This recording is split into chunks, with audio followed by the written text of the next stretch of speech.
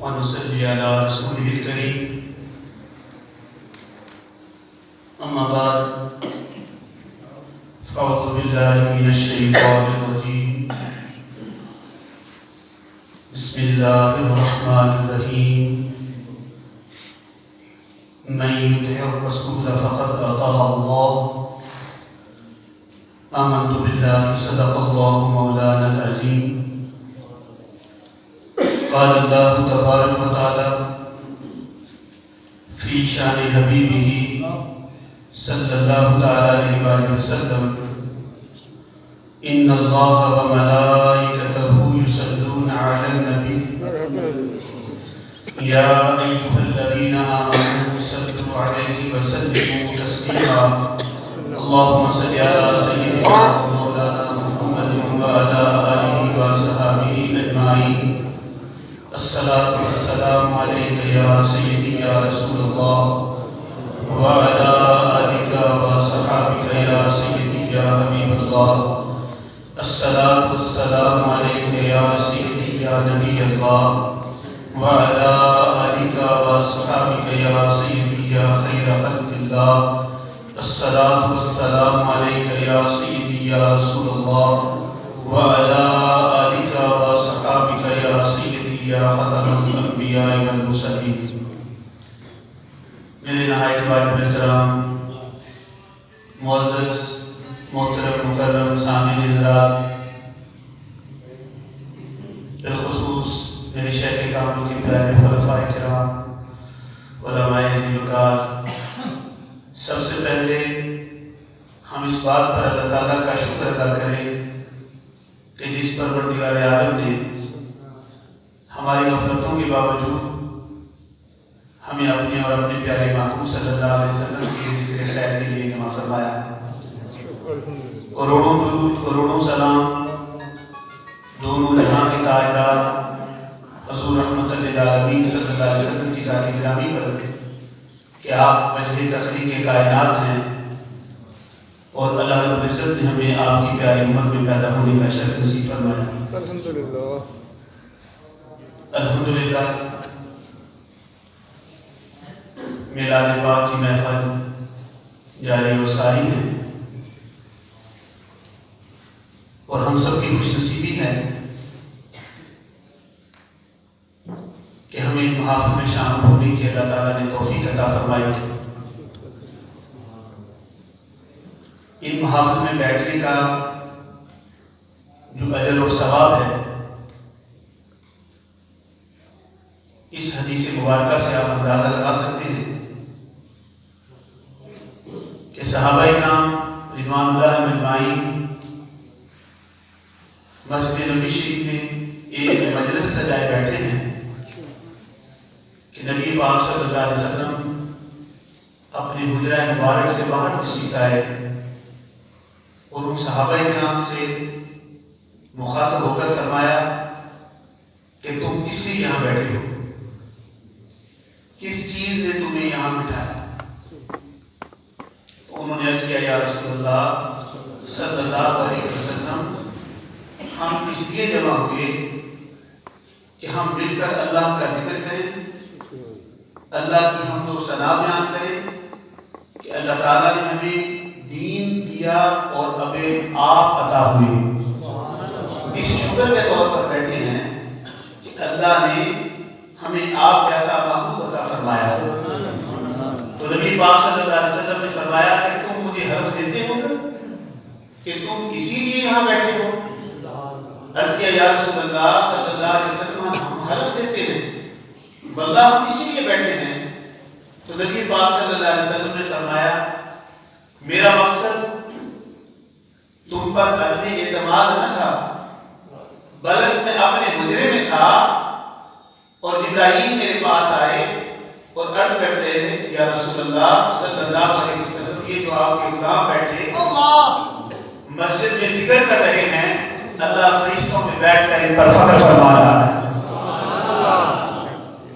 تو آج ہم بیٹھے ہیں تو اللہ بھی انشاءاللہ ہم پر بھی فخر فرما رہا ہوگا، کیونکہ صحابہ کا بھی مقصد یہی تھا کہ فضل رب بلبلا اور کیا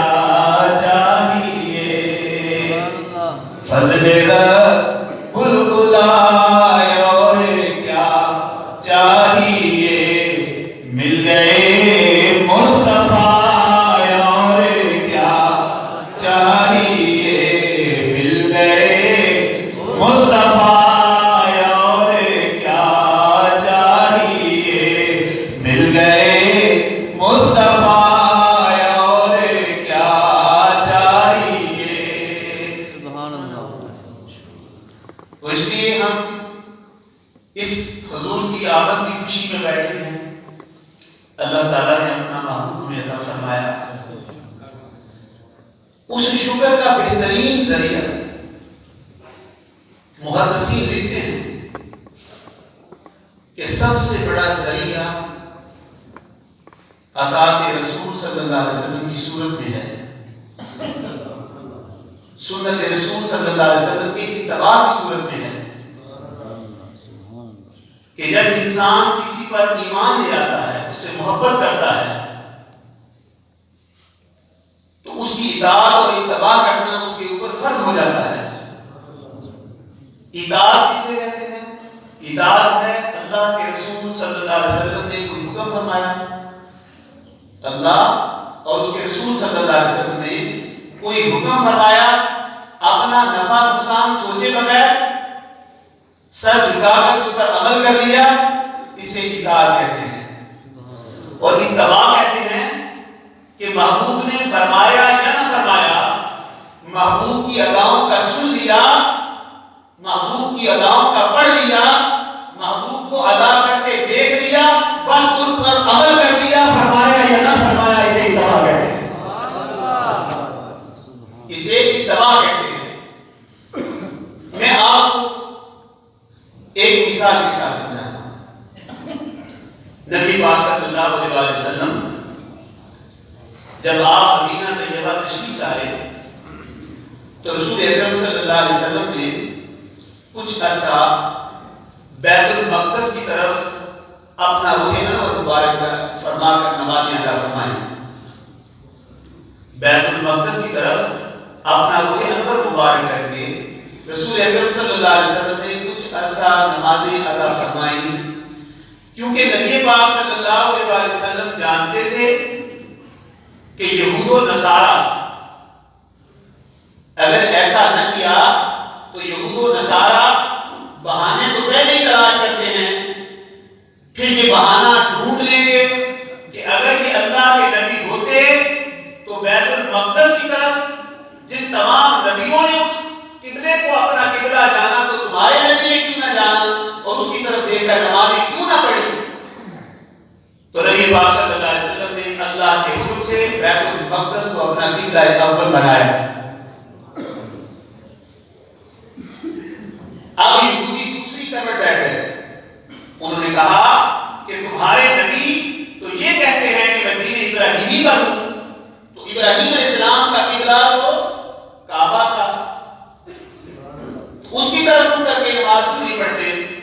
اور ادھر مشرکین مکہ نے بھی واویلے ڈالنے شروع کر دیے کہ یہ کہتے تو محمد صلی اللہ علیہ وسلم یہ ہیں کہ میں دین ابراہیم کا فالوور ہوں، میں اس پر چلنے والا ہوں، لیکن انہوں نے قبلہ تو جا کر وہاں بیت المقدس کو بنا لیا۔ تو نبی پاک صلی اللہ علیہ وسلم کے قلب مبارک کی خود بھی یہ خواہش تھی کہ میرا قبلہ بیت اللہ ہونا چاہیے، اس لیے بار بار اپنا رخ انور آسمان کی جانب اٹھا کر دعائیں مانگا کرتے تھے۔ اور ایک دن میرے آقا صلی اللہ علیہ وسلم نماز ظہر یا عصر کے موقع پر بنو سلمہ کے محلے میں پہنچے، اور وہاں میرے محبوب صلی اللہ علیہ وسلم کا دل مبارک بڑا بے قرار تھا، اور اپنے رب کی جانب نماز کی حالت میں رخ مبارک بار بار آسمان کی جانب اٹھا اٹھا کر تک رہے تھے کہ مولا میرا قبلہ بیت اللہ ہونا چاہیے، بیت المقدس نہیں ہونا چاہیے۔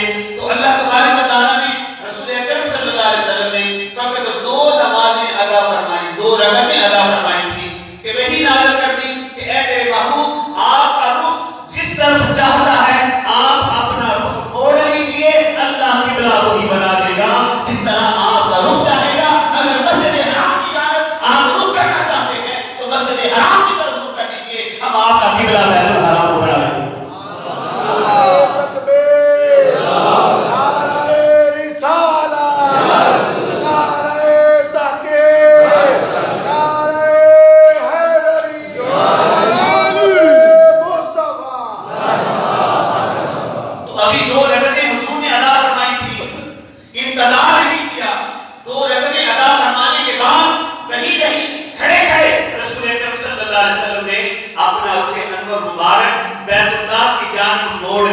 صحابہ کرام پیچھے کھڑے ہوئے ہیں، یہ نہیں دیکھا کہ اللہ کے حبیب صلی اللہ علیہ وسلم نے اپنا رخ بیت اللہ کی جانب کیوں موڑا، بس رخ مصطفیٰ بیت اللہ کی جانب موڑا تو صحابہ بھی پیچھے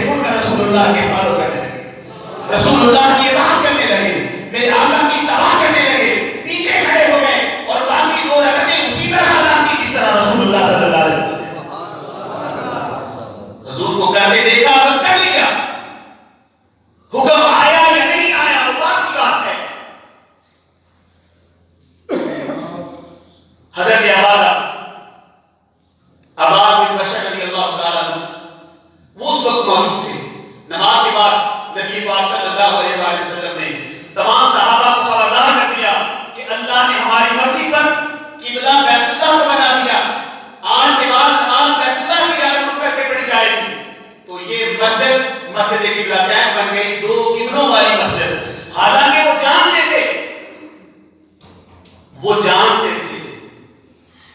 کہ حضور امام القبلتین ہیں، دو قبلوں والے۔ رسول اللہ کی نشانیوں میں سے ختم نبوت کی یہ بھی نشانی تھی کہ حضور کے دو قبلے ہوں گے، ایک بیت المقدس اور دوسرا بیت اللہ شریف۔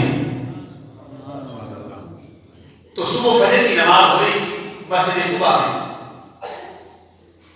مسجد قباء شریف میں۔ ان تک ابھی خبر نہیں پہنچی تھی، ان تک ابھی خبر نہیں پہنچی تھی کہ بیت اللہ کعبہ ٹھہر گیا ہے، قبلہ بیت اللہ بن چکا ہے، یہ خبر نہیں پہنچی تھی۔ حضرت عباد بن بشر رضی اللہ تعالیٰ عنہ آپ وہاں گئے، نماز ہو رہی تھی، صحابہ نماز کے اندر تھے، اپنی نماز ادا کر رہے تھے، علماء بیٹھے ہیں، انہوں نے کھڑے کھڑے باہر ان کو دیکھا نماز پڑھتے ہوئے، تو باہر سے آواز دی، ارے تمہیں نہیں پتا قبلہ بدل چکا؟ میں خود سنا ہے میں نے رسول اللہ صلی اللہ علیہ وسلم سے کہ آج کے بعد ہمارا قبلہ بیت اللہ ہے، بیت المقدس نہیں۔ صحابہ اکرام نماز کی حالت کے اندر تھے، نماز میں کھڑے کھڑے انہوں نے یہ آواز سن کر اپنا قبلہ بیت المقدس سے بیت اللہ کی جانب کر لیا کہ اب ہمارا بھی قبلہ وہی ہے جو ہمارے محبوب کا قبلہ ہے۔ حالانکہ فقہ کا یہ مسئلہ ہے، اگر نماز ہو رہی ہو تو باہر سے کوئی آواز دے دے، لقمہ دے دے امام کو، اور امام اس کے لقمے کو لے لے تو نماز ٹوٹ جاتی ہے۔ ایسے ہی ہے، نماز ٹوٹ جاتی ہے۔ کوئی غیر نماز والا بندہ نماز نہ پڑھ رہا ہو، مثلا آپ وضو کر رہے تھے، دیکھا کہ قبلہ داؤد صاحب کو کوئی غلطی ہو گئی، آپ نے آواز دے دی اونچی سے، داؤد صاحب غلطی ہو گئی، یہ غلطی دور کر لیجیے۔ اگر آپ کو فالو کر لیا تو نماز ختم ہو گئی، نماز ٹوٹ گئی۔ حضرت عباد نے آواز دی کہ قبلہ بدل گیا، لیکن سب صحابہ نے اپنے رخ بیت اللہ کی جانب کر لیے، تو معلوم ہوا اتحاد مصطفیٰ میں رخ اگر بدلا جائے گا تو نماز کعبے سے جڑ جائے گی، خدا سے جڑ جائے گی، رابطہ خدا سے ہو جائے گا، نماز ٹوٹے گی نہیں بلکہ مکمل ہو جائے گی۔ نعرہ تکبیر، نعرہ رسالہ، یا رسول اللہ، رسالہ، یا رسول اللہ۔ تو صحابہ اکرام انتظار میں رہتے تھے کہ محبوب کا حکم آئے۔ فرشتوں کی حالت یہ ہے کہ اللہ تعالیٰ نے اسرافیل سے پوچھا، جبرائیل سے پوچھا کہ بتاؤ اگر میں تم دونوں کو یہ کہوں کہ کسی پر قربان کرنی ہے جان تم نے، تو تم میں سے کون ہے جو اپنی جان ایک دوسرے پر قربان کرے؟ تو دونوں نے دعا کرنی شروع کر دی، یا اللہ میری عمر میں برکت عطا فرما، میری عمر میں برکت عطا فرما۔ اللہ تعالیٰ نے فرمایا میں نے تمہیں کہا کہ اگر تم کو ایک دوسرے کی جان قربان کرنی پڑے تو کون کرے گا؟ تم نے اپنی اپنی زندگیوں کی خیر مانگی۔ ذرا مکے کی گلیوں میں دیکھو، میرا محبوب آج ہجرت کر رہا ہے اور اپنے بھائی مولا علی کو بلا رہا ہے، اور میرے آقا نے فرمایا علی آج میں تو ہجرت کر رہا ہوں، آج میں تو ہجرت کر رہا ہوں، آج میں شہر مکہ چھوڑ کر جا رہا ہوں، یہ لوگوں کی عوامتیں ہیں، تم نے دیکھا آنا ہے، بتا تو آج میری جگہ اس بستر پر آرام کرے گا۔ حضرت سیدنا مولا علی جب گھر آئے تھے تو انہوں نے بھی دیکھا تھا کہ باہر لوگ تلواریں لے کر کھڑے ہیں، آج یہ رسول اللہ کی جان لینا چاہتے ہیں، جو بستر پر سوئے گا یہ آج بستر نہیں، یہ موت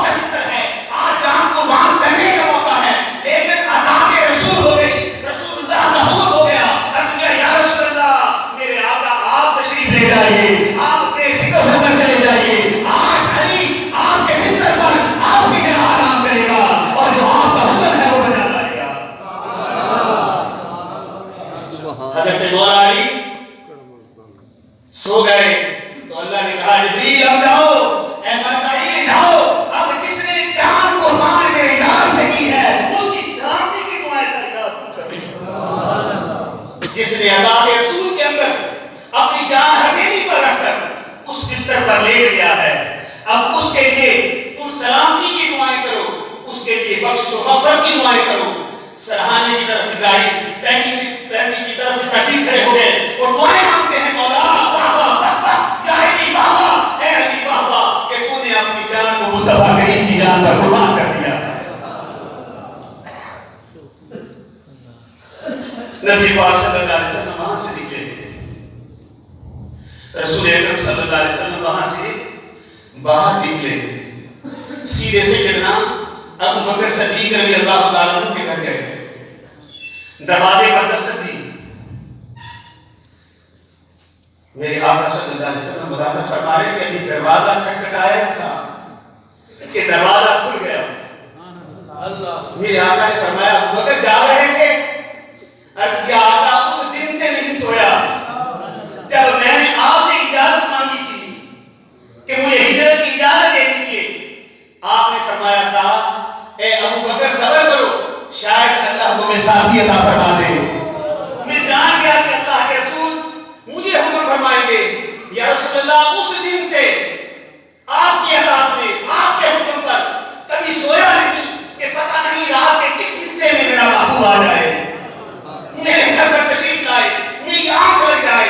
تو حضرت آقا دو عالم صلی اللہ علیہ وسلم نے فرمایا ابو بکر پھر تجھے مبارک ہو، اللہ نے ہجرت کا حکم فرمایا ہے، تمہیں میری اطاعت کے لیے، میری خدمت کے لیے چن لیا گیا ہے، تم میری خدمت کرو گے۔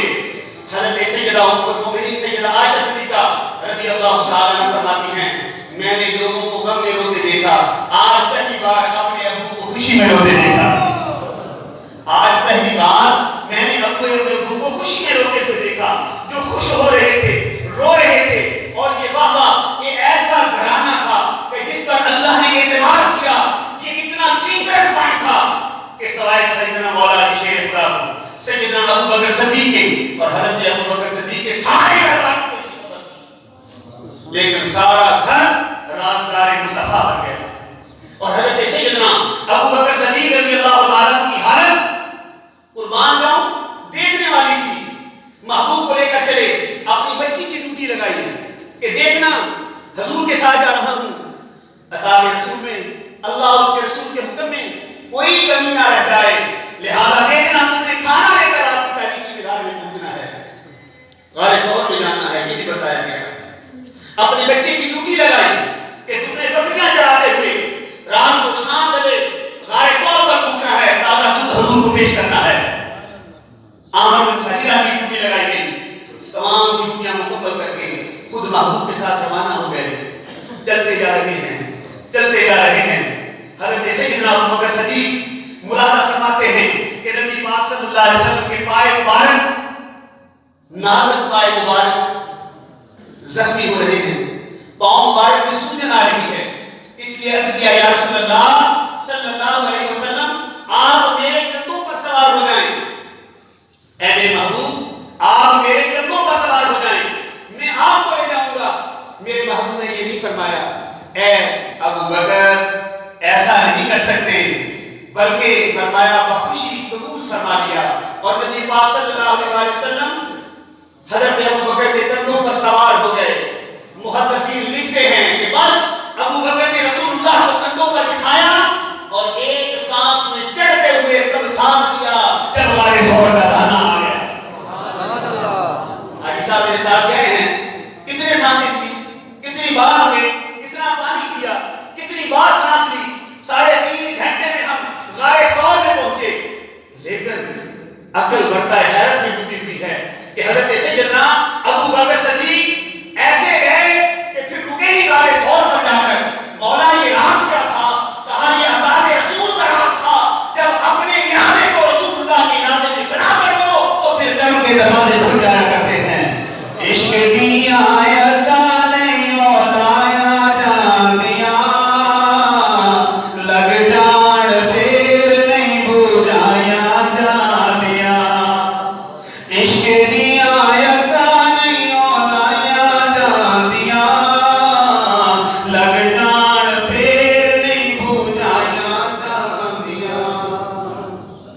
محدثین جہاں مثال غور سے سنیے.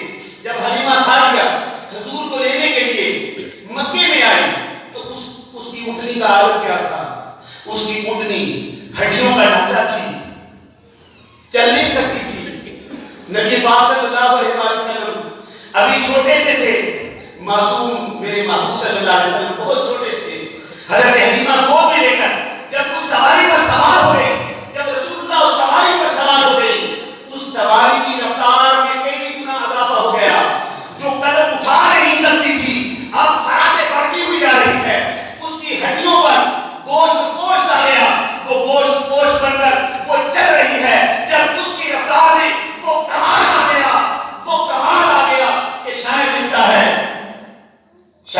ہے کہ جب وہ سواری جن راستوں سے گزرتی تھی ان راستوں سے آواز آتی تھی، ایک کون آیا جنہیں آیا بہارا مسکرا پیا، ایک کون آیا جنہیں آیا بہارا مسکرا پیا، کھڑے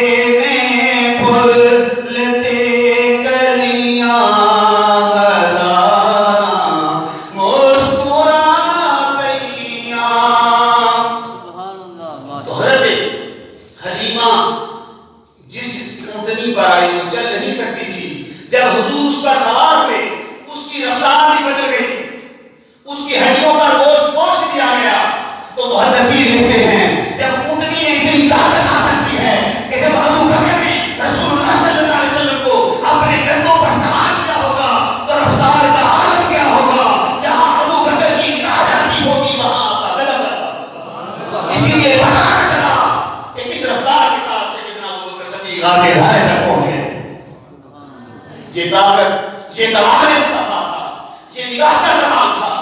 بات تو ادا کی ہے نا کہ جب رسول اکرم صلی اللہ علیہ وسلم نے حضرت مولا علی کو فرمایا یہ کرم کے فیصلے ہیں کہ اے علی میرے کندھوں پر سوار ہو جاؤ اور ان بتوں کو توڑ دو جو کعبہ کی چھت پر ہیں. عرض کیا یا رسول اللہ آپ میرے کندھوں پر سوار ہو جائیں. میرے محبوب نے فرمایا ہو تو مولا علی شیر خدا ہو لیکن نبوت کا بھار نہیں اٹھا سکتے، لہذا تم میرے کندھوں پر چڑھ جاؤ. جب حضرت مولا علی کندھوں پر چڑھے تو میرے محبوب نے فرمایا کہاں تک پہنچ گئے؟ عرض کیا یا رسول اللہ عرش کا پایا پکڑ کر کھڑا ہوں. یہ میرے محبوب کا کمال ہے، یہ میرے محبوب کی نگاہ کا کمال ہے، میرے محبوب کے صاحب مختار ہونے کا کمال ہے کہ حضرت سیدنا مولا علی کو بظاہر تو اپنے کندھوں پر سوار کیا لیکن پرواز اتنی بڑھ گئی کہ عرش اولا کا پایا پکڑ لیا.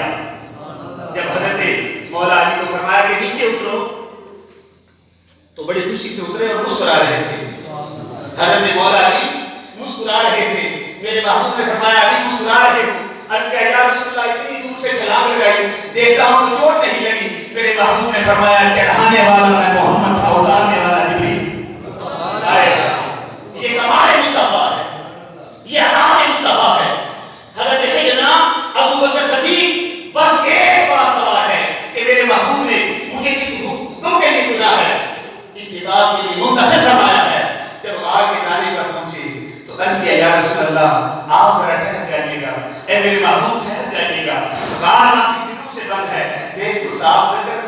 حضرت ابو بکر صدیق اندر جاتے ہیں، غار کو صاف کرتے ہیں، اپنی چادر کو پھاڑ کے کئی سوراخ تھے ان سوراخوں کو بند کرتے چلے جا رہے ہیں، سوراخوں کو بند کرتے چلے جا رہے ہیں. پھر محدثین نے ایک اور روایت لکھی کہ کپڑا ختم ہو گیا، یہ گندے والا کپڑا چادر ختم ہو گئی تو اپنے کپڑے پھاڑ کر دینا شروع کر دیے. تمام جب بھر لیے تو پھر ایک سوراخ پر اپنی ایڑی رکھ کر عرض کیا یا رسول اللہ اندر آ جائیے. میرے آقا نے فرمایا ابو بکر تیرے کپڑے کدھر گئے، تیری چادر کدھر گئی؟ عرض کی یا رسول اللہ اللہ اور اس کے رسول کے نام پر قربان ہو گئے. یہ غار میں سوراخ نظر آتے ہیں، میرے محبوب کو بھر دیا ہے میں نے اپنی چادر پھاڑ دی ہے، کبھی اس کے کچھ حصے بھی پھاڑے میرے آقا، یہ سب بند ہو گئے. اب میں آقا آپ کی اطاعت کے لیے حاضر ہوں. کہا تو پھر جولی پھیلا دو. پھر کمال حاصل ہو گیا، اپنی جولی پھیلا دو. حضرت سیدنا ابو بکر صدیق اپنی جولی پھیلا دی. رسول اکرم صلی اللہ علیہ وسلم نے اپنا سر انور مبارک اس میں رکھا، اس طرح فرمانے لگے. اس غار میں وہ سانپ تھا جو کئی صدیوں سے انتظار کر رہا تھا رسول اللہ کا، وہ بھی عاشق تھا، یہ بھی عاشق ہے، ایک عاشق کا ایک عاشق کے ساتھ مقابلہ ہو گیا، وہ ڈر مار رہا ہے ایڈی اٹھانے، لیکن یہ بھی کمال ہے کہ ڈھنگ کھانداریا مسکرانداریا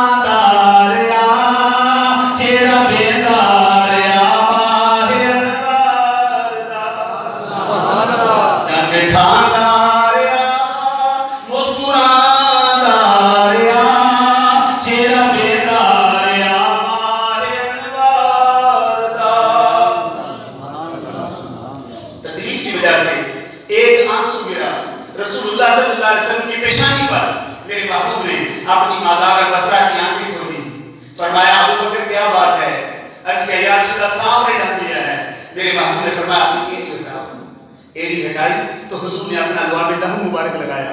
حضرت ابو بکر صدیق فرماتے ہیں اس کے بعد میری ایڑی میں ایسے تھا جیسے دردی نہ ہو، لیکن زہر کا ایک اثر ہوتا ہے، جب وہ بدن میں گئی اس کی تکلیف کی وجہ سے اس کے اعصاب میں پیاس لگ گئی، گلا خشک ہونا شروع ہو گیا۔ سیدنا ابو بکر صدیق رضی اللہ تعالیٰ عنہ نے عرض کیا یا رسول اللہ صلی اللہ علیہ وسلم میرے محبوب مجھے پیاس لگی ہے، میرے محبوب مجھے پیاس لگی ہے، میرے محبوب کی ساتھی تو آئے تھے، آپ فرما کر سکتے اے ابو بکر تو بھی آیا ہے میں بھی آیا ہوں، نہ تیرے پاس پانی ہے میرے پاس پانی ہے، تو پھر مجھ سے پانی مانگ رہا نہیں۔ ابو بکر کو بھی پتا ہے کہ میں مالک اور مختار سے مانگ رہا ہوں، اور اس کو محبوب کو بھی پتا ہے کہ مجھے خدا نے وہ دی، انا قاسم اللہ کو دی، میں قاسم تقسیم کرنے والا ہوں، میرا اللہ عطا کرنے والا ہے، اس لیے سوال بھی قاسم سے ہو رہا ہے، تقسیم کرنے والے سے ہو رہا ہے۔ فرمایا ابو بکر جاؤ غار کے دانے سے پانی پی لو، سبحان اللہ ابو بکر جاؤ غار کے دانے سے پانی پی لو۔ حضرت ابو بکر صدیق رضی اللہ تعالیٰ عنہ جب غار کے دانے پر پہنچے، بڑا شیریں پانی وہاں موجود تھا، دودھ سے زیادہ سفید، شہد سے زیادہ میٹھا پانی، وہ پی کر اندر آئے، حیرت سے عرض کرتے ہیں یا رسول اللہ صلی اللہ علیہ وسلم اے میرے محبوب اے شان والے آقا، جب ہم آئے تھے وہاں تو پانی نہیں تھا، میرے محبوب آپ نے فرمایا میں چلا گیا وہاں پانی تھا، شہد سے زیادہ میٹھا، دودھ سے زیادہ سفید، محبوب وہ پانی کہاں سے آیا؟ میرے محبوب نے فرمایا جب تجھے پیاس لگی تو نے میری بارگاہ میں سوال کیا، میں نے دعا کی، اللہ نے جبریل کو حکم دیا کہ جنت کی ایک نہر کا رخ آج غار ثور کی جانب موڑ دے۔ میرے محبوب کا یار پیاسا ہے، میرا محبوب سے غار کے دانے پر سبحان اللہ میرے محبوب نے غار کے دانے پر جانے کا اس کو حکم دیا ہے۔ جب اطاعت کی جائے تو رحمت خداوندی آتی ہے، نظام کائنات تبدیل کر دیا جاتا ہے۔ جب غزوہ خیبر کے موقع پر درود پاک پڑھیے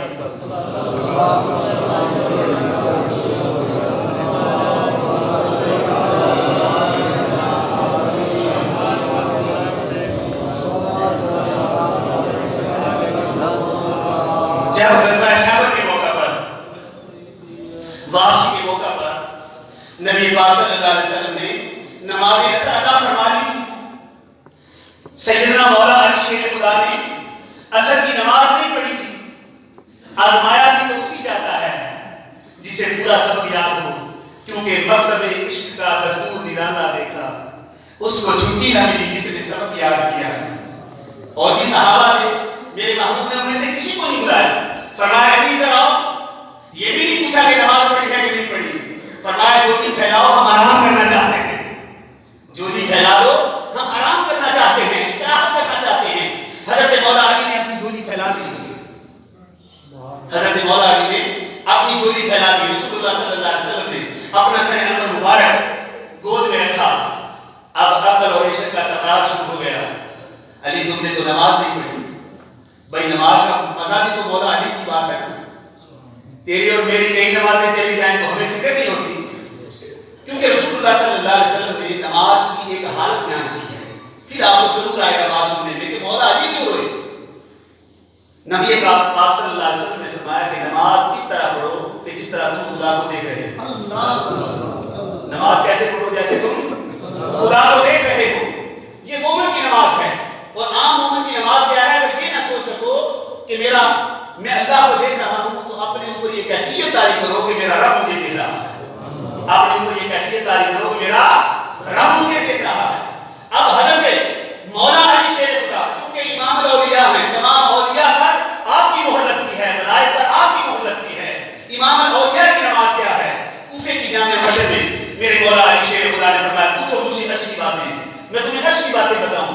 تو ایک شخص اٹھ کر کھڑا ہو گیا، اس نے کہا آقا آپ عرش کی باتیں چھوڑو، ہمیں یہ بات تو بتاؤ کہ آپ نے اس عرش والے کو دیکھا بھی ہے؟ آپ نے اس عرش والے کو دیکھا بھی ہے؟ آپ نے فرمایا خدا کی قسم علی اپنی نماز کا دوسرا سجدہ تب کرتا ہے جب پہلے میں خدا کو دیکھ لیتا ہے. اپنی نماز کا دوسرا سجدہ تب کرتا ہے جب پہلے میں خدا کو دیکھ لیتا ہے. اب جو نمازوں میں خدا کو دیکھے، محبوب رب العالمین کی بارگاہ میں کھڑے ہو کر اس کی حمد و ثنا کرنے والا ہو، جب اس کی نماز جاتی ہے تو رونا تب آتا ہے، تو رونے تب آیا کرتے ہیں. اسی لیے تو حضرت مولا علی شیر خدا نے جب حضور کا چہرہ مقدس وہ تک رہے ہیں، دیکھ رہے ہیں، زیارت کر رہے ہیں، معراج مصطفیٰ ہو رہی ہے، اور دل میں خیال ہے آج اللہ کی نماز جا رہی ہے، اللہ کا دیدار چھپ رہا ہے، اور اسے کہتا ہے اے علی نمازیں گر قضا ہوں پھر ادا ہوں، نمازیں گر قضا ہوں پھر ادا ہوں، بھلا نگاہوں کی قضائیں کب ادا ہوں. یہ موقع تو تجھے بار بار نہیں ملے گا، اس لیے خاموش رہے، حضور کا چہرہ تکتے رہے کیونکہ انہیں پتا ہے کہ یہ نجبان آقا کا چہرہ ہے. گویا مولا علی کے دل کی کیفیت یہی ہوگی، میرے آقا میرے لجپال مدینے والے، میرے آقا لجپال مدینے والے، میرے حالات بدل ڈال مدینے والے، میرے حالات بدل ڈال مدینے والے. اور ادھر سورج نے آنکھیں بند کر لی. اب حضرت مولا علی کی آنکھوں میں آنسو آ گئے. میرے محبوب کے پیشانی مبارک پر آنسو گرا تو حضور نے اپنی مازار بصرہ کی آنکھوں کو کھولا، ارشاد فرمایا علی رو رہے ہو؟ عرض کیا یا رسول اللہ نماز قضا ہو گئی، نماز قضا ہو گئی. میرے محبوب نے یہ نہیں فرمایا کہ علی نماز پڑھ لو اس کی قضا کر دو، نہیں، میرے محبوب محبت علی کو دیکھ رہے تھے، اطاعت علی کو دیکھ رہے تھے، اس محبت کو کر رہے تھے. اس لیے اپنے دست مبارک ہاتھ اٹھا لیے میرے محبوب نے، اپنے دست مبارک اٹھا کر کہا میرے مولا علی نے اللہ اور اس کے رسول کی اطاعت میں اپنی نماز کو قضا کیا ہے، تیرا محبوب مجھے عرض کرتا ہے سورج کو واپس لوٹا دے.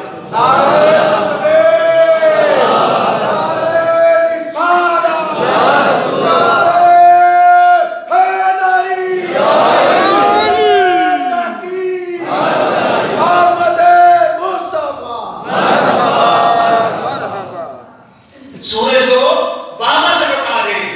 حالانکہ اطاعت تو اللہ کے محبوب نے حکم فرمایا تھا، اللہ نے تو حکم نہیں فرمایا تھا، لیکن حضور کیا دعا کر رہے ہیں، اے اللہ علی نے تیری اور تیرے محبوب کی اطاعت میں اپنی نماز کو قضا کیا ہے، اس لیے سورج کو واپس لوٹا دے.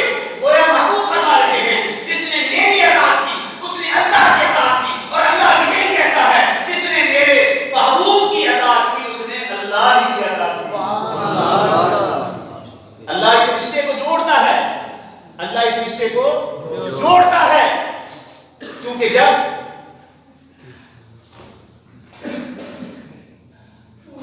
بیعت رضوان کے موقع پر صحابہ کرام سے حضور نے بیعت لی، میں آگے جا کر تذکرہ کروں گا. اللہ تعالیٰ نے کیا فرمایا کہ جنہوں نے محبوب تجھ سے بیعت کی، تجھ سے بیعت نہیں کی، نے اللہ سے بیعت کی. بیعت صحابہ حضور کی کر رہے تھے، اسی لیے میدان جنگ کے موقع پر حضور ایک مٹی کی مٹھی اٹھا کر کفار پر پھینکتے ہیں تو اللہ فرماتا ہے وما رمیتا اذ رمیتا ولکن اللہ رمی. اے محبوب یہ جو ٹیکریاں، یہ جو مٹی آپ کے سروں پر پھینک رہے ہیں یہ آپ نے نہ پھینکی، تیرے پروردگار نے. سبحان اللہ. بہرحال وہ دستے مصطفیٰ ہیں، نبی پاک صلی اللہ علیہ وسلم کے ہاتھ ہیں. یعنی حضور فرما رہے ہیں اے اللہ علی نے تیرے اور تیرے محبوب کی اطاعت میں نماز کو قضا کیا ہے، آج سورج کو واپس لوٹا دے. حضرت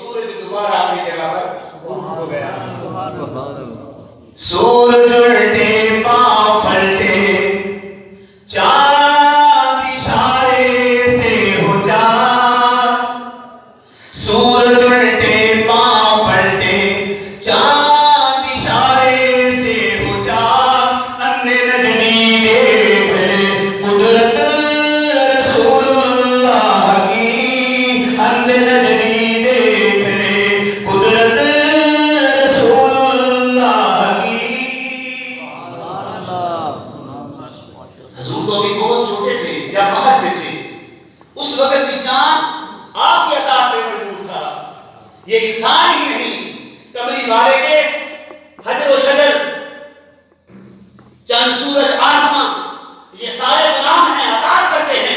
حضرت عباس عرض کرتے ہیں یا رسول اللہ صلی اللہ علیہ وسلم میرے ایمان لانے میں آپ کی وہ معجزہ بھی شامل ہے.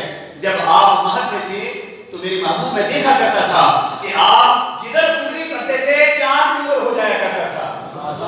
آپ جدھر انگلی کرتے تھے چاند جھک جاتا ادھر انگلی اٹھاتے مہد میں، چاند جھک جاتا ادھر انگلی اٹھاتے مہد میں، کیا ہی چلتا تھا اشاروں پہ کھلونا نور کا، کیا ہی چلتا تھا اشاروں پہ کھلونا نور کا.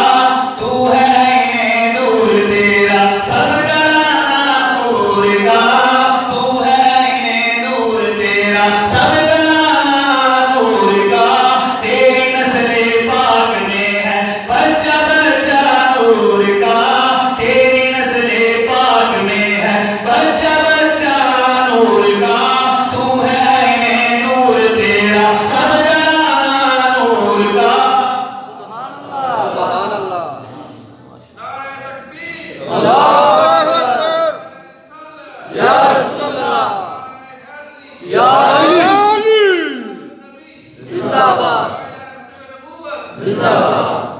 ایسی ادا صحابہ نے کی اس کی مثالیں نہیں ملتی. غزوہ بدر کا موقع آیا. غزوہ بدر کی ابتدا ایک سوچ سے ہوئی اللہ کے پہلے حکم سے. اللہ چونکہ آزمانا چاہتا تھا ایمان والوں کو، اس لیے پہلا حکم آیا کہ ابو سفیان کا راستہ روکو. وہ تو ایک قافلہ تھا تجارتی، تو اسی لیے نبی پاک صلی اللہ علیہ وسلم نے حکم فرمایا کہ جو صحابہ کام تو گئے ہیں ان کو واپس نہیں، ان کو نہیں کرانا. جو موجود ہو، جتنی سواریاں موجود ہیں وہ میرے پاس آ جاؤ اور ہم نے قافلہ روکنا ہے. جب ان کی تعداد کی گنتی کی گئی تو 313 کے قریب تھی. تھوڑی سی تلواریں، تھوڑے سے نیزے، بھالے، 2 گھوڑے، چند اونٹ، یہ قافلہ ایک قافلے کو روکنے جا رہا تھا. جب آپ آگے پہنچے تو ابو سفیان سمندر کے راستے بچتا بچا تھا. اس کو بھی خبر ہو گئی، جاسوسوں نے بتا دیا، وہ اپنا راستہ بدل کر چلا گیا. اس کا نمائندہ پہلے سے مکہ میں پہنچا اور اس نے کہا کہ رسول اللہ صلی اللہ علیہ وسلم تمہارے قافلے کو روکنے کے لیے آ رہے ہیں، لہذا ایسا کرو کہ تم اس قافلے کو بچاؤ. مختصر نے کہا. تو 1000 کا لشکر کفار کا نکلا. ابو جہل اس کا سپہ سالار تھا، اور جب وہ وہاں سے نکلے تو ان کا ٹارگٹ تھا بدر کے مقام پر جائیں گے اور بدر کے مقام پر جا کر وہاں پر سارا مسلمانوں کو معاذ اللہ قتل کریں گے اور وہاں سے نکل آئیں گے. اب نبی پاک صلی اللہ علیہ وسلم کو اللہ کا دوسرا حکم آیا کہ محبوب اب حالات اور ہیں. اب ایک لشکری جرار کے ساتھ تمہاری برسر پیغام کو ہونا ہے، تمہارے ساتھیوں کے ارادے کیا ہیں ان سے پوچھ کر ان کو بتا دو. تو نبی پاک صلی اللہ علیہ وسلم نے اپنے 313 صحابہ کرام کو جمع فرمایا اور ان کے سامنے تقریر فرمائی. میرے محبوب نے ان کو سارے حالات سے آگاہ کیا تو حضرت سیدنا ابو بکر صدیق رضی اللہ تعالیٰ عنہ کھڑے ہو گئے. عرض کیا یا رسول اللہ جس طرح حکم ہم حاضر. محبوب نے دعائیں کی. پھر حضرت عمر عرض کیا یا رسول اللہ ہم حاضر. تقریر فرمائی. میرے محبوب صلی اللہ علیہ وسلم کسی اور سے بھی سننا چاہتے تھے. فرمایا کوئی اور بھی مجھے مشورہ دو. تو حضرت مقدار رضی اللہ تعالیٰ عنہ اٹھے. عرض کیا یا رسول اللہ صلی اللہ علیہ وسلم آپ گھبرائیں نا، ہم قوم موسیٰ کی طرح نہیں کہیں گے کہ آپ اور آپ کا رب اب جنگ کرو. یا رسول اللہ آپ حکم تو کریں. اٹھے مقدار اٹھ کر عرض کی ہے سرور دورہ نہیں ہے قوم موسیٰ کی طرح کہہ دینے والے ہم. یا رسول ایسا تو ہو ہی نہیں سکتا. میرے محبوب آپ اشارہ فرمائیں ہم چلیں گے جہاں تک حضور ہمیں چلائیں گے ہم وہاں تک چلیں گے. اور آقا جب جنگ کا موقع آئے گا ہم دائیں بائیں آپ کے ساتھ کھڑے ہوں گے اور آپ کے اوپر جانے قربان کر دیں گے.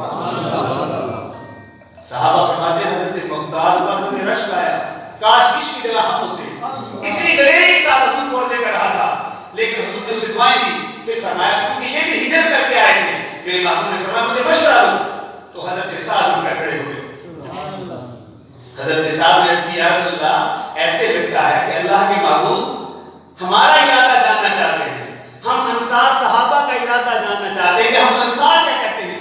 میرے محبوب نے فرمایا بے شک ایسا ہی ہے. تو حضرت سعد نے عرض کیا یا رسول اللہ بس پھر اٹھئے میرے محبوب چلیے اللہ کا نام لے کر اگر آپ سمندر میں اترنے کا حکم کریں گے ہم سمندر میں شرابیں لگا دیں گے بس پھر گھما کر چلیں گے. اے میرے محبوب جنگ کے موقع پر اللہ آپ کو ہم سے ایسے کارنامے دکھائے گا کہ آپ یہاں پہ ٹھنڈی ہو جائیں گے.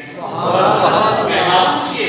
حالانکہ پتہ ہے نہ ساز و سامان ہے نہ تیر ہے نہ بھالے ہیں, کوئی چیز بھی نہیں ہے, بس ایک اللہ کے محبوب کا آسرا ہے. نہ تیغ و تیر پہ تکیہ نہ خنجر پر نہ بھالے پر, نہ تیغ و تیر پہ تکیہ نہ خنجر پر نہ بھالے پر, بھروسہ تھا تو ایک سادی سی کالی کمنی والے پر. یہ لشکر ساری دنیا سے انوکھا تھا, نرالا تھا کہ اس لشکر کا افسر ایک کالی کمنی والا تھا.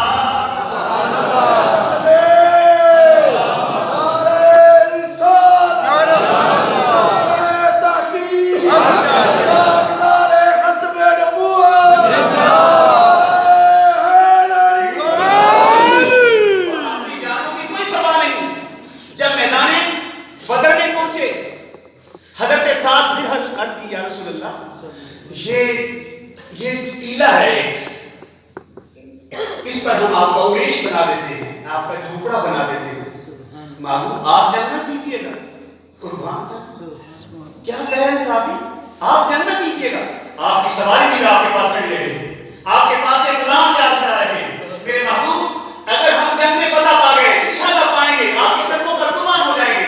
لیکن اگر خدا نہ خواستہ میرے آقا ہم شہید ہو گئے, آپ کے قدموں پر قربان ہو گئے, تو محبوب آپ ہمارا انتظار نہ کیجیے گا, آپ سواری پر بیٹھ کر مدینے چلے جائیے گا, وہاں ہم سے زیادہ بڑھ کر چاہنے والے موجود ہیں, آپ کے قدموں پر قربان ہو جائیں گے. یہ غلاموں کی عرض تھی کہ میرے محبوب رحمت للعالمین ہونے کے باوجود سر سجدہ میں ڈال کر رونے لگے. حضرت ابو بکر صدیق فرماتے ہیں حضور ساری رات روتے رہے, دعائیں مانگتے رہے, بار بار آپ کی چادر مبارک آپ کے کندھوں سے گر جاتی. حضرت ابو بکر صدیق رضی اللہ تعالیٰ عنہ وہ چادر اتار کر آپ کے کندھوں پر دیتے. پھر محبوب نے اپنی آخری دعاؤں میں کہا میرے مولا آج تیرا محبوب جس سے تو پیار کرتا ہے, جسے تو وجہ تخلیق کائنات بنا کر بھیجا ہے, اے اللہ اگر آج یہ مٹھی بھر تیرے بندے شکست کھا گئے تو پھر تیرا محبوب تجھے کہہ دیتا ہے قیامت تک دنیا میں تیرا نام لینے والا کوئی نہ ہوگا.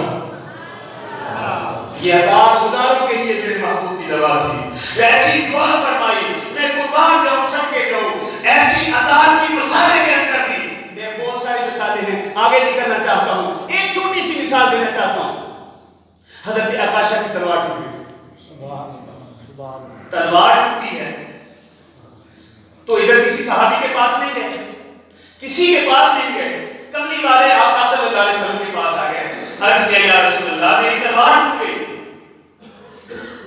اب میں کیا کروں. محبوب نے یہ نہیں فرمایا بھائی میں کون سا یہاں تلواریں لے کر بیٹھا ہوں, پتا ہے میرے رب نے مجھے کیا بنا کر بھیجا ہے. نبی پاک صلی اللہ علیہ وسلم کے پاس کھجور کی ایک لمبی شاخ پڑی ہوئی. میرے باپ نے فرمایا جاؤ اسے جنگ کرو, جاؤ اسے جنگ کرو. حضرت عکاشہ فرماتے ہیں میں نے اس کو پکڑ لیا, واہ عشق پر قربان جاؤ. یہ نہیں سوچا وہاں تو تلواریں ہیں, وہاں تو بالے ہیں, وہاں تو نیزے ہیں, وہاں تو بہت زیادہ بہادر لوگ ہیں جن کے اوپر پوری زریں ان کے جسم کے اوپر ہیں. یہ میرے پاس حضور کی شاخ, میں حضور کو عزم کر دوں کہ ایسا یہ حضور کی شاخ سے درخت جنگ کرتا نہیں. ان کو پتا ہے میرے محبوب نے فرما دیا اب یہ دعوت یہی ہے, اب تلوار سے جنگ نہیں کرنی, اب اس شاخ سے جنگ کرنی ہے. حضرت عکاشہ فرماتے ہیں جب وہ لکڑی کا سوکھا سا وہ چھڑی میرے ہاتھ میں آئی, میں اسی سے لہرا کر جب وار کرنے لگا تو تلوار بن چکی تھی. یہ صبر عطا ہے مصطفیٰ کا ہے, یہ عطا ہے رسول کا صبر ہے, یہ اسی کا پھل ہے. اور حضرت سیدنا عکاشہ فرماتے ہیں پھر میں اسی سے جنگ کرتا تھا, لمبی تلوار بن گئی, کیونکہ ان کو پتا ہے کملی والے تو طلب سے بے سوا دیتے ہیں، کملی والے تو طلب سے بے سوا دیتے ہیں، آئے منگتا تو سلطان بنا دیتے ہیں، آئے منگتا تو سلطان بنا. یہ تو معمولی سبحان اللہ. میرے محبوب تو مقتوں کو سلطان بنانا جانتے ہیں، ایسی نعمتیں عطا فرماتے ہیں. اللہ. بے قربان جو اپنے آپ کو نبی پاک صلی اللہ علیہ وسلم کے عشق اور محبت اور اطاعت میں رکھ لیتا ہے، ان کا حال کیا ہوتا ہے. عروہ بن مسعود کی زبانی سنتے ہیں. نبی پاک صلی اللہ علیہ وسلم جنہوں نے خانہ کعبہ نہیں دیکھا ہوا تھا، ان کے دل میں تمنا تھی حضور کے ساتھ کبھی عمرے کی سعادت مل جائے. محبوب صلی اللہ علیہ وسلم ان کے دلی ارادوں سے واقف تھے. فرمایا چلو احرام باندھو. 1300 یا 1400 صحابہ کرام نے نبی پاک صلی اللہ علیہ وسلم کے ساتھ احرام باندھے، عمرہ کرنے کے لیے چلے. جب حدیبیہ کے مقام پر پہنچے تو کفار نے راستہ روک لیا، ہم آپ کو آگے نہیں بڑھنے دیں گے. وہ یہ سمجھے کہ نبی پاک صلی اللہ علیہ وسلم ہم سے برسر پیکار ہونے آئے ہیں، لڑنے آئے ہیں، لہذا راستہ روکا گیا. تو مذاکرات شروع ہو گئے. انہوں نے کہا ہرگز ہم آپ کو آگے نہیں آنے دیں گے. اور عروہ بن مسعود کو بھیجا، چند اور لوگوں کو بھیجا کہ جاؤ دیکھو کتنی تعداد ہے ان کی، ان کے پاس اسلحہ کتنا ہے، سواریاں کتنی ہیں، طاقت میں کتنے ہیں. عروہ بن مسعود جو ہرکل کے دربار میں، کیسر و کسریٰ کے دربار میں، روم و فارس کے دربار میں گیا ہوا تھا، وہ بڑا جہاں دیدہ شخص تھا. اس کے متعلق کفار مکہ کہا کرتے تھے کہ اگر اللہ نے نبوت ہی دے دی تھی تو عروہ بن مسعود کو دے دیتا، بڑا بڑا لکھا بندہ تھا، اس کو نبوت ملنی چاہیے تھی، اس کو نمائندہ بنا کر بھیجا کہ تم جاؤ. جب وہ گیا حالات کا جائزہ لیتا رہا، ساری چیزوں کا مشاہدہ کرتا رہا. جب مشاہدہ کر کے جب واپس آیا تو کفار اس کے گرد اکٹھے ہو گئے اور کہنے لگے بتاؤ ان کی تعداد کتنی ہے، ان کے پاس اسلحہ کتنا ہے، ان کے پاس طاقت کتنی ہے. اس نے کہا کیا پوچھتے ہو، تم طاقت کی بات کرتے ہو، تم تعداد کی بات کرتے ہو، تم اسلحوں کی بات کرتے ہو، سواریوں کی بات کرتے ہو. میں نے کیسر و کسریٰ کے دربار دیکھے، روم و فارس کے دربار دیکھے، کیسر کے دربار دیکھے. آج میں دربار مصطفیٰ دیکھ کر آ رہا ہوں، آج میں دربار مصطفیٰ دیکھ کر آ رہا ہوں. میں تمہیں اس کا عالم بتاؤں کہ وہ محبوب ایسا ہے کہ جب وہ محبوب اپنی مجلس میں بیٹھتا ہے، اپنا گلا صاف کرنے لگتا ہے تو لعاب دہن مبارک کی بات کرتا ہے کہ لعاب دہن تھوک مبارک، بلغمی، حدیث میں بلغمی لباس، یہ عام تھوک سے زیادہ نفرت والا ہوتا ہے.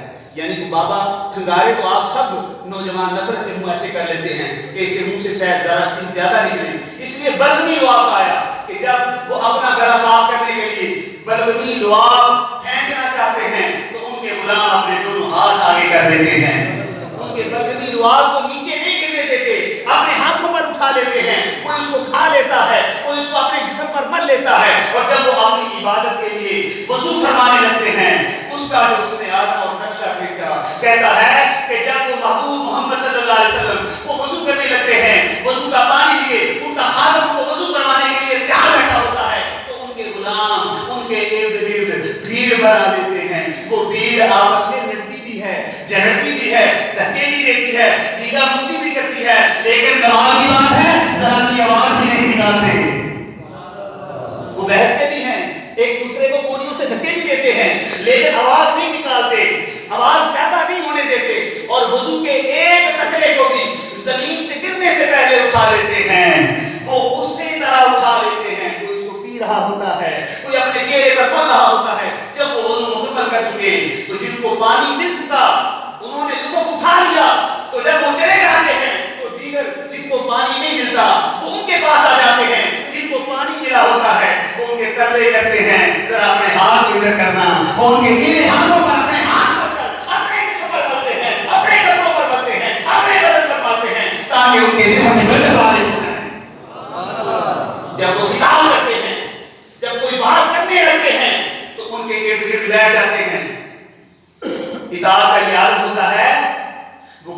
ایسے ہو جاتے ہیں ساکن، ایسے جامد ہو جاتے ہیں جیسے سوکھے ہوئے درخت کہ پرندے ان کے سر پر آ کر بیٹھ جاتے ہیں، ان کو خبر نہیں ہوتی، وہ اتنے منہمک ہو کر اپنے محبوب کی گفتگو سنتے ہیں، اور جب وہ کسی کام کا حکم دینے لگتے ہیں تو سارے ایسے کام کر کے کھڑے ہو جاتے ہیں، حضور ہمیں حکم فرمائیں، حضور ہمیں حکم فرمائیں، ہم آپ کے اطاعت میں کرتے ہیں، حضور آپ حکم کو فرمائیں، ہم حاضر ہیں۔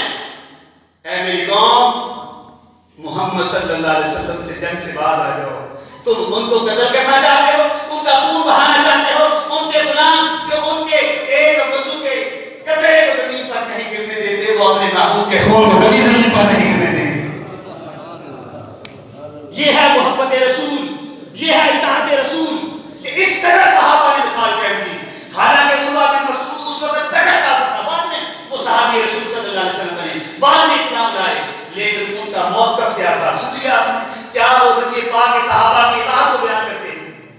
کیا وہ عزت و عظمت بیان کر رہے ہیں صحابہ اکرام رضوان اللہ علیہم کی؟ اس کے بعد حضرت عثمان غنی کو مذاکرات کے لیے بھیجا، نبی پاک صلی اللہ علیہ وسلم نے فرمایا مذاکرات کر کے آؤ۔ آپ مذاکرات کے لیے گئے تو افواہ اڑ گئی، عثمان کو قتل کر دیا گیا، تو تب نبی پاک صلی اللہ علیہ وسلم نے بیعت رضوان دی، ایک سے بیعت لی۔ لوگ کہتے ہیں اگر محبوب کو علم ہوتا تو عثمان کی بیعت کیوں کرتے؟ انہوں نے پوری حدیث نہیں پڑھی، کیونکہ بیعت ہمیشہ زندہ کی ہوتی ہے، بیعت ہمیشہ زندہ کی ہوتی ہے۔ جب سب صحابہ بیعت کر چکے تو میرے آقا صلی اللہ علیہ وسلم نے فرمایا یہ میرا ہاتھ ہے اور یہ میرے عثمان کا ہاتھ ہے، میں اپنے عثمان کی طرف سے بیعت کرتا ہوں۔ یہ اعتماد مصطفیٰ ہے، یہ اعتماد مصطفیٰ ہے کہ میرا عثمان زندہ ہے، کہ اطاعت کی بیعت نہیں جا رہا ہے، کہ کبھی تم قدم پیچھے نہیں ہٹاؤ گے، اگر میں تمہیں جنگ کا حکم دے دوں تو جنگ کرو گے، مرنے مارنے کا تو تم اس پر اتر آؤ گے، اس لیے بیعت کی جا رہی ہے۔ اور اللہ تعالیٰ نے ان کو سرٹیفکیٹ بھی تو دینا تھا، رضی اللہ عنہ ورضوا عنہ، اللہ تم سے راضی ہو گیا، یہ تم نے جو بیعت میرے محبوب کے ہاتھ پر کی ہے، یہ تم نے میری بیعت کی ہے، مجھ اللہ کی بیعت کی ہے، تمہارے ہاتھ پر اللہ کا ہاتھ ہے۔ اور ادھر حضرت عثمان غنی مذاکرات ناکام ہو گئے، چلنے لگے، رشتہ دار بھی ہیں، حضرت عثمان غنی کے رشتہ دار بھی ہیں، ان کا عثمان آئے ہو کعبہ کا طواف کر لو، آئے ہو کعبہ کا طواف کر لو، زمزم کا پانی پی لو، صفا مروہ کی صحیح کر لو، تم عمرہ کر لو۔ تو حضرت عثمان غنی نے کہا بے شک یہ بیت اللہ ہے، بے شک یہ صفا مروہ ہے، یہ مقام ابراہیم ہے، لیکن میں اپنے محبوب کے بغیر نہ کعبے کا طواف کروں گا، نہ صفا مروہ کی صحیح کروں گا، نہ مقام ابراہیم پر میں نفل پڑھوں گا، نہ زمزم کا پانی پیوں گا۔ یہ ہے اطاعت مصطفیٰ کہ اگر اللہ کے محبوب نے نہیں کیا تو میں بھی نہیں کروں گا۔ بہت سارے صحابہ کو جان کا حکم دیا، جانیں دینے کے لیے تیار ہو گئے، مال کا حکم دیا، مال دینے کے لیے تیار ہو گئے۔ جب غزوہ تبوک کی باری آئی تو غزوہ تبوک کے موقع پر نبی پاک صلی اللہ علیہ وسلم نے فرمایا اللہ کو تمہارے مالوں کی ضرورت ہے۔ حضرت عمر فاروق فرماتے ہیں رضی اللہ تعالیٰ عنہ، ہر سال، ہر بار، ہر موقع پر ابو بکر مجھ سے بازی لے جاتا تھا، میرے دل میں خیال آیا آج اللہ کے محبوب کا حکم ہوا، آج اطاعت رسول کا موقع مل گیا، آج میں اتنا مال دوں گا کہ آج ابو بکر صدیق سے جی جاؤں گا۔ اپنے گھر گئے، گھر کا سارا سامان اکٹھا کیا، ایک ایک چیز کو جمع کیا، اس کا حساب کیا، آدھا سامان حضور کی بارگاہ میں لے آئے، بڑا سامان تھا، اپنی سوچ کے مطابق اس سے بڑی قربانی ابو بکر نہ دے سکے گا، سارا سامان لے آئے، حضور کی بارگاہ میں پیش کر دیا۔ اللہ کے محبوب تو جانتے ہیں، اسی لیے فرمایا اے عمر یہاں کیا لے کر آئے ہو، گھر میں کیا چھوڑ کر آئے ہو؟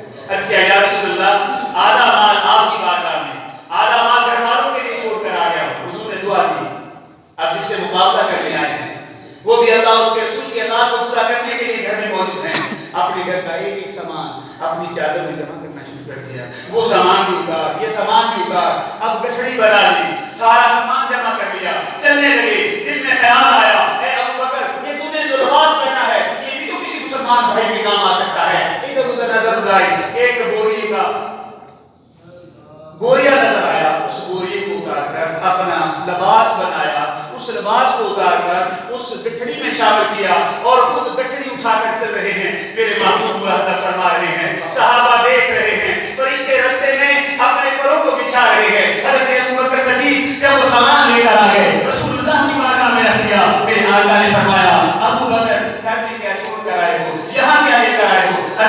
رسول اللہ گھر میں اللہ اور اس کا رسول چھوڑ آیا ہوں، گھر کا سارا سامان یہاں لے آیا ہوں۔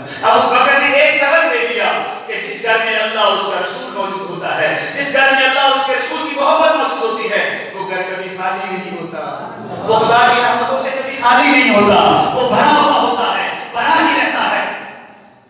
یہ منظر تو خدا بھی دیکھ رہا ہے۔ حضرت سیدنا عمر کہنے لگے میں نے توبہ کر لی کہ اب کے بعد کبھی بھی ابو بکر سے مقابلہ نہیں کروں گا، میں ابو بکر سے کبھی بازی نہیں لے جا سکتا۔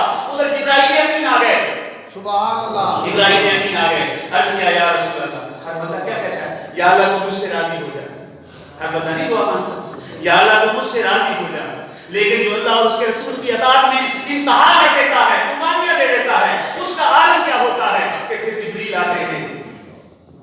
ابو بکر صدیق بیٹھے ہوئے ہیں، عرض کیا یا رسول اللہ، اللہ آپ پر بھی سلام بھیجتا ہے، ابو بکر پر بھی سلام بھیجتا ہے۔ اللہ پوچھتا ہے آج ابو بکر نے میرے راستے میں سارے گھر کا سامان قربان کر دیا ہے، پوچھو یہ اللہ سے راضی بھی ہے؟ یہ اللہ سے راضی بھی ہے؟ حضرت ابو بکر کی چیخیں نکل گئی ہیں کہ ہاں اللہ میں تجھ سے راضی ہوں، اے اللہ میں تجھ سے راضی ہوں، اے اللہ میں تجھ سے راضی ہوں۔ ایک روایت میں آتا ہے کہ میرے محبوب نے مولانا فرمایا کہ آج جبرائیل نے نوری پوشاک اتاری ہوئی ہے اور وہ ایک الباس پہنا ہوا ہے۔ محبوب مسکرا کر فرماتے ہیں اے جبریل آج تیری نوری پوشاک ادھر گئی۔ عرض کیا یا رسول اللہ، آج جب ابو بکر نے اللہ اور اس کے رسول کی اطاعت میں اپنا لباس تک قربان کر دیا تو خدا نے حکم دے دیا میں آج سارے لوگ یہ لباس پہن لو، آج ابو بکر کی سنت کو ادا کر دو، اسی اطاعت کو اپنا لو جو اطاعت اللہ اور اس کے رسول کی اطاعت ہوتی ہے۔ میرے دوستو پھر خدا کی رحمتوں کا رسول ہوتا ہے جب انسان اللہ اور اس کے رسول صلی اللہ علیہ وسلم کی اطاعت کرتا ہے۔ فرشتے آسمان سے اترتے ہیں، اس کی مدد کرتے ہیں، اس کے ساتھ چلتے ہیں، کیونکہ راستہ تو ہمارے لیے اللہ اور اس کے رسول کی اطاعت کا ہے۔ اگر انسان کہے زبانی دعوے کرے کہ میں نام کا مسلمان ہوں، نعرے بھی لگا لیے، سارا کچھ کر لیا، لیکن اللہ کا محبوب فرماتا ہے کہ نماز میری آنکھوں کی ٹھنڈک ہے، کہتا میں نے نماز پڑھنی نہیں ہے، ویسے میں بڑا عاشق رسول ہوں۔ نبی پاک صلی اللہ علیہ وسلم فرماتے ہیں اپنے ماں باپ کا ادب و احترام کرو، وہ کہتا ہے نہیں نہیں میں عاشق رسول تو ہوں لیکن میں اپنے ماں باپ کا ادب نہیں کر سکتا۔ اللہ کے محبوب فرماتے ہیں اپنی بیٹیوں سے پیار کرو، وہ کہتا ہے بیٹیوں سے پیار کیوں کروں، میں ان کو کچھ نہیں دوں گا، ان کے ساتھ سختی کروں گا، ان کا مال میں اپنے بیٹوں کو دے دوں گا۔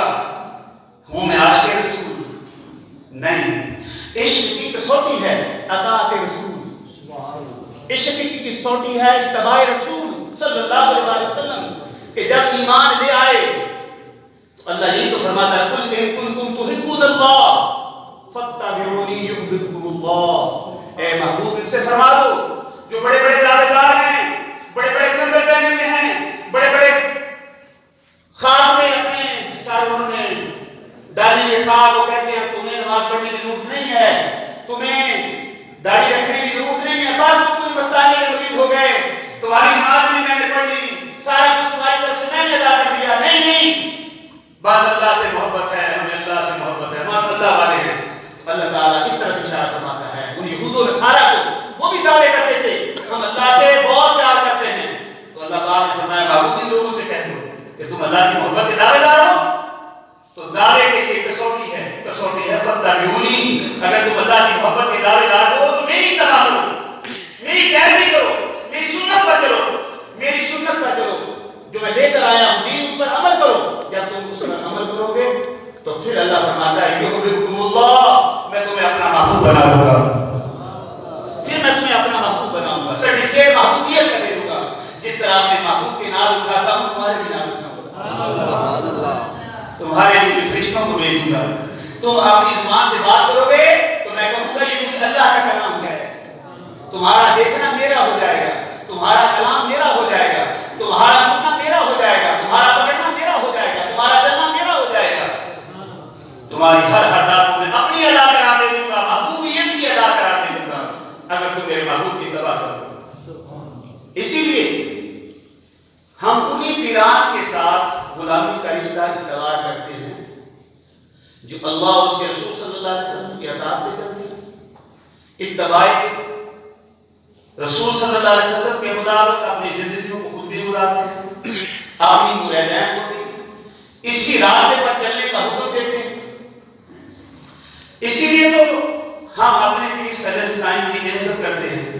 ان سے پیار کرتے ہیں، ان کی منقبتیں پڑھتے ہیں، اظہار شکر ادا کرتے ہیں کہ مولا شکر ہے کہ ہم تو بھٹکے ہوئے تھے، دنیا دار تھے، ہمیں ایسے محبوب مرشد کی غلامی ملی جس نے ہمیں میرے محبوب کی سنت کا درس دیا، ہمارے سر پر تاج سجائے، ہمارے چہروں پر باغ رکھایا، یعنی سنت مصطفیٰ کا باغ دیا، ہماری جیبوں میں سنت مسواک رکھائی کہ ہر وضو کے ساتھ مسواک کیا کرو۔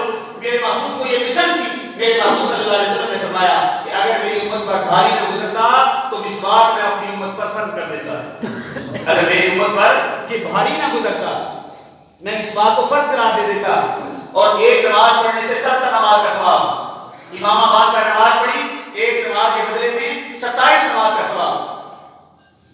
یہ سنت کا درس ہمیں اپنے پیر کے درس سے ملا، انہوں نے ہمیں اس راستے پر لگایا، ذکر کی نعمت دی کہ چلتے پھرتے اٹھتے بیٹھتے کھاتے پیتے وضو ہو یا نہ ہو اپنے دل میں ہمیشہ خیال رکھا کرو، دل ذکر کرتا ہے اللہ اللہ۔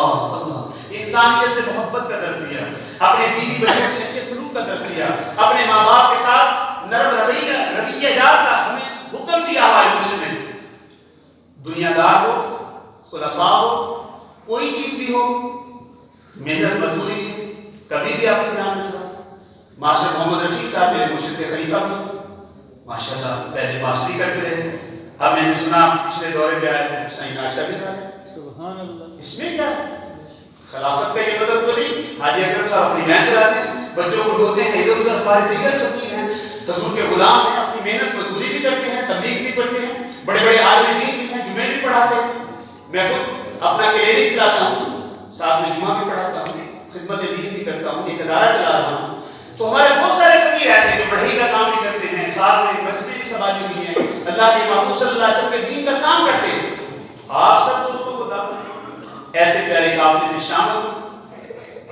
اللہ تعالیٰ ہمیں نبی پاک صلی اللہ علیہ وسلم کی محبت میں موت عطا فرمائے، اتباع رسول میں موت عطا فرمائے، اطاعت رسول میں موت عطا فرمائے۔ سامنے یاد رکھو، ہم اہل سنت، ہم اہل سنت کیوں ہیں؟